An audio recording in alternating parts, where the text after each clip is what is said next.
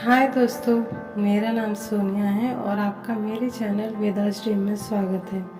आज हम विक्रम बेताल की 5वीं कहानी सुनेंगे, तो आइए चलते हैं। कई बार बेताल को अपने साथ ले जाने की असफल कोशिश के बावजूद राजा विक्रमादित्य ने हार नहीं मानी। इसलिए राजा विक्रमादित्य फिर से पेड़ के पास पहुंचे और बेताल को अपनी पीठ पर लटकाकर ले जाने लगे। अपनी शर्त के अनुसार बेताल ने फिर से राजा विक्रम को एक कहानी सुनाना शुरू किया। इस बार की कहानी का नाम था असली वर कौन। सदियों पुरानी बात है, उज्जैन नगरी में महाबल नाम का एक राजा राज किया करता था। राजा बहुत पराक्रमी और दयालु था। उसकी एक बेटी थी जिसका नाम था महादेवी। महादेवी बहुत सुंदर और सुशील लड़की थी।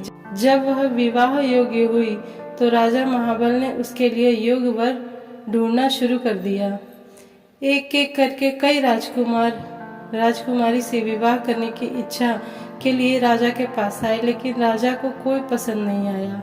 राजकुमारी से विवाह करने के लिए राजा ने एक ही शर्त रखी थी कि उसकी बेटी का होने वाला पति हर चीज में निपुण हो। इस तरह कई दिन बीत गए, लेकिन राजा को कोई अपनी बेटी के लिए योग्य वर नहीं मिला। एक दिन की बात है, जब राजा अपने दरबार में बैठे थे कि तभी वहां एक राजकुमार आया और उसने कहा, मैं राजकुमारी महादेवी से विवाह करना चाहता हूँ। यह सुनकर राजा ने कहा, हे राजकुमार, मैं अपनी बेटी का विवाह उस व्यक्ति से करूँगा जिसमें सभी गुण हो। इस पर राजकुमार ने जवाब दिया, मेरे पास ऐसा रथ है जिसमें बैठकर क्षण भर के लिए कहीं भी पहुंच सकते हैं। यह सुनकर राजा ने कहा, ठीक है, तुम कुछ दिन रुको, मैं राजकुमारी से पूछकर तुम्हें जवाब दूंगा। कुछ दिनों बाद एक और राजकुमार वहां पहुंचे। उसने राजा से कहा, मैं त्रिकालदर्शी हूँ और भूत, वर्तमान और भविष्य तीनों देख सकता हूँ। मैं चाहता हूँ कि राजकुमारी का विवाह मुझसे हो। राजा ने उसे भी इंतजार करने को कहा। कुछ दिनों के बाद राजा महाबल के पास एक और राजकुमार उनकी बेटी का हाथ मांगने आया।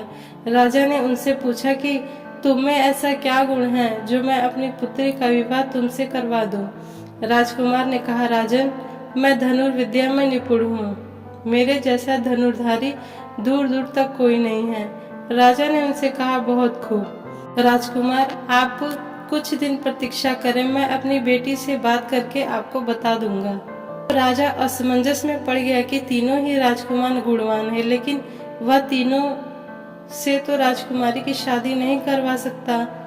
तो अब सवाल यह है कि राजकुमारी का विवाह किससे होना चाहिए। वहीं दूसरी ओर एक भयानक राक्षस राजकुमारी महादेवी पर नजर लगाए बैठा था और एक दिन मौका मिलते ही वह राजकुमारी को उठाकर ले गया। यह खबर जैसे ही महल में फैली तो राजा, रानी और तीनों राजकुमार एक जगह इकट्ठा हो गए। त्रिकालदर्शी राजकुमार ने बताया कि वह राक्षस राजकुमारी को विंध्याचल पर्वत पर ले गया है। इस पर पहले राजकुमार ने कहा, मैं अपना रथ लेकर आता हूँ, हम सब उस पर बैठकर विंध्याचल चल सकते हैं। तीसरे राजकुमार ने अपना तीर कमान निकाला और कहा, मैं उस राक्षस को मार गिराऊंगा। इसके बाद तीनों राजकुमार रथ पर बैठकर विंध्याचल पर्वत की ओर चल पड़े। उन्हें जैसे ही वह राक्षस दिखा तो धनुर्धारी राजकुमार ने कुशलता से उसका वध कर दिया और वो राजकुमारी को बचाकर फिर से महल ले आए। इस कहानी को सुनने के बाद बेताल ने विक्रम से कहा, राजन, राजकुमारी को बचाने में तीनों राजकुमारों का योगदान था। तो अब तुम मुझे बताओ कि राजकुमारी का विवाह किससे होना चाहिए। राजन, मैंने सुना है कि तू हमेशा न्याय करता है।